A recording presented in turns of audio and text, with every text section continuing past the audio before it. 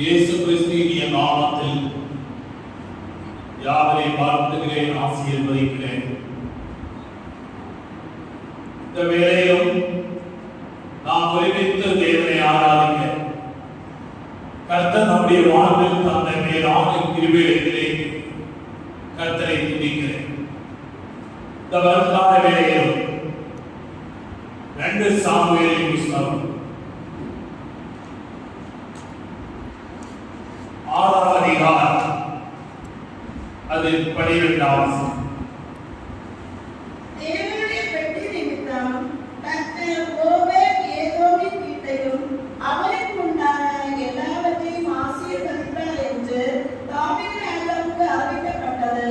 அப்பொழுது தாவீது தேவனுடைய பெட்டியை ஓபேத் ஏதோமின் வீட்டிலிருந்து தாவீது நகரத்துக்கு மகிழ்ச்சியுடனே கொண்டு வந்தான். நாம் இங்கே பார்க்கின்ற வேளையில் தேவனுடைய பெட்டி என்று சொல்லப்படுகிறது. தேவனுடைய பெட்டி என்று சொல்லும்போது அது உடன்படிக்கை பெட்டியை குறிக்கிறது. ஓபேத் ஏதோமுடைய வீட்டில் 3 மாதம் வரை இருந்தோம். ஆனால் அந்த 3 மாதத்தில் ஓபேத் ஏதோமுடைய வீட்டை தேவன் ஆசீர்வதித்தார் என்று நாம் பார்க்கின்றோம். தேவனுடைய பெட்டி விரித்தார். கர்த்தர் ஓபேத் ஏதோமுடைய வீட்டையும் அவருக்கு உண்டான எல்லாவற்றையும் ஆசீர்வதித்தார் என்று நாம் இங்கே பார்க்க முடிகிறது.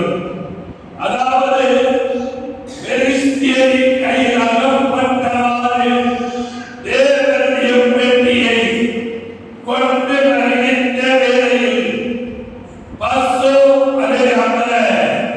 அலையா தேவை இடைந்தால் கொண்டு வந்ததாலே எழுத்தை அலையிலிருந்து பார்ப்பது அந்த தேவனுடைய உடன்படிக்கை பெட்டி மறைந்து வருகிற வேளையில் அதை பிடிக்க முடியாத முயற்சித்தார்கள், செத்து மடிந்தார்கள்.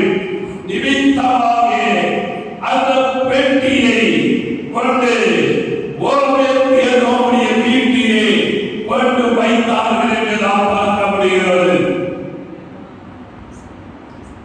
என்ன காரணம் என்று கேட்டால் அந்த ஓபேத் ஏதோம் எந்த அறிவிப்பும் தெரிவிக்காமல் அந்த உடன்படிக்கை பெட்டியை ஏற்றுக் கொள்கிறதை காண முடிகிறது.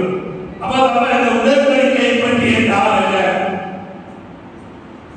யாத்ராகமம் 25ஆம் அதிகாரம் 10-11 வசனங்கள்.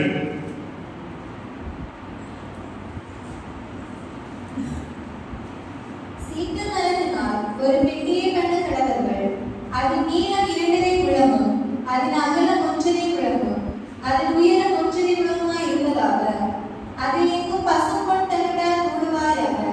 நீ அதன் உட்புறத்தையும் வெளிப்புறத்தையும் அதனால் மூடி அதன் மேல் சுற்றிலும் பொன்னினால் திறனையை உண்டாக்கி அதற்கு 4 பொன் வளையங்களை வார்ப்பித்து அவைகளை அந்த 4 துளைகளிலும் போட்டு ஒரு பக்கத்தில் 2 களையங்களும் மறுபக்கத்தில் 2 களையங்களும் இருக்கும்படி தைத்து சீத்தி நாம் இங்கே பார்க்கின்றோம்.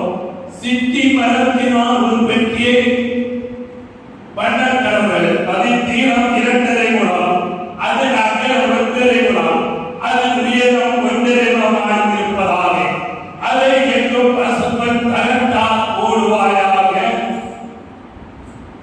நீ அதன் உட்புறத்தை வெளிப்புறத்தை அதில் மூடி அதிலே சுற்றிலும் பொன்னினாலே உண்டாக்கி என்று நாம் பார்க்கின்றோம். அப்போ இந்த சித்தி மரம்